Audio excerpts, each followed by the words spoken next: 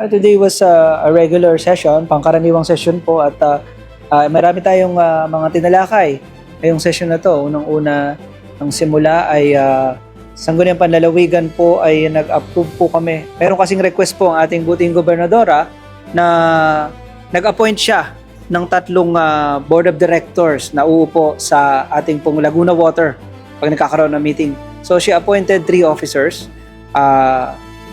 Attorney Abesamis, Gideon Abesamis, Mr. Romel Banayon, and I forgot the third one. Pero 3 po sila. At sila po ang napili na umupo sa board meetings ng Laguna Water. And for the information of the whole province, this Laguna Water is partly owned by the provincial government of Laguna. At malaki din po ang impluwensya ng probinsya ng lalawigan ng Laguna sa Laguna Water based on our concession agreement na ipinasa noong panahon pa po nila Governor Ningning Lazaro. That's one of the agendas. Kanina rin po ay na-aprubahan po ang isang resolution po na nag-urge po sa ating provincial government to implement po the 20 peso bigas program.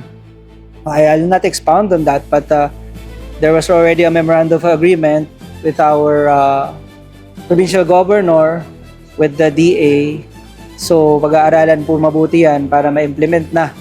At lahat po ba, pati kanina pong patalastas, nagkaroon din po tayo ng iba't ibang topics, especially po yung report na Laguna Water.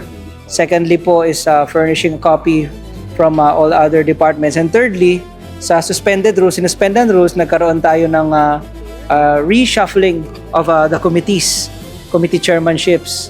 So it happened again. Pero since the Sangguniang Panlalawigan po, bilang the presiding officer, we are a democratic body and we follow and abide the rules, our internal rules and the local government code. Lahat po ito ay legal na dumadaan po sa proseso. At ang pumipili, ang mga board member po, ang majority po.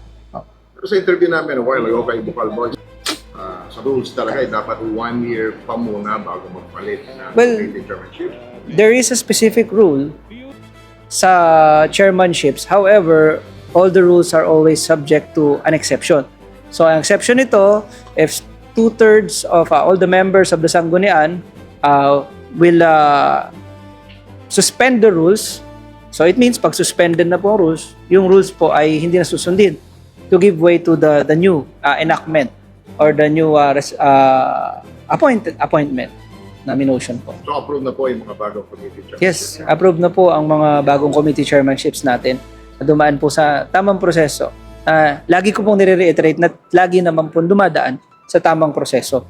And voted unanimously by That's right. majority. Voted unanimously by majority of all the members. And my job is to approve.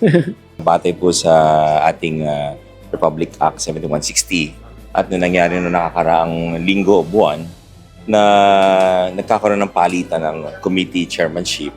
And nung sumunod na linggo, na-correct po namin yon by the nomination and election of committee chairman, specifically for the Committee on Finance and Appropriation and Peace and Order. So we nominated our colleague to become the chairman or chairperson.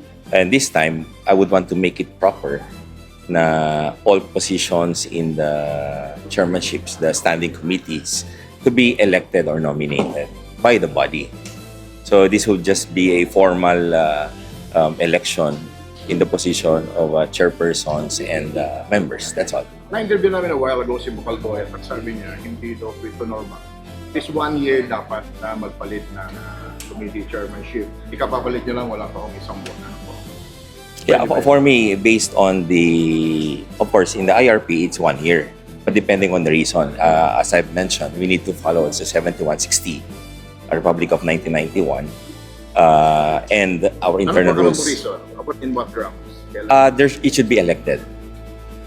Elected. But ever since July 2025 and last March 9, there was no election done.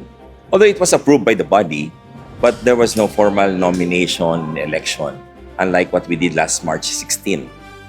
Wherein I nominated Bukal SBM Jam, and SBM Jam nominated me for the chairman, and everybody agreed.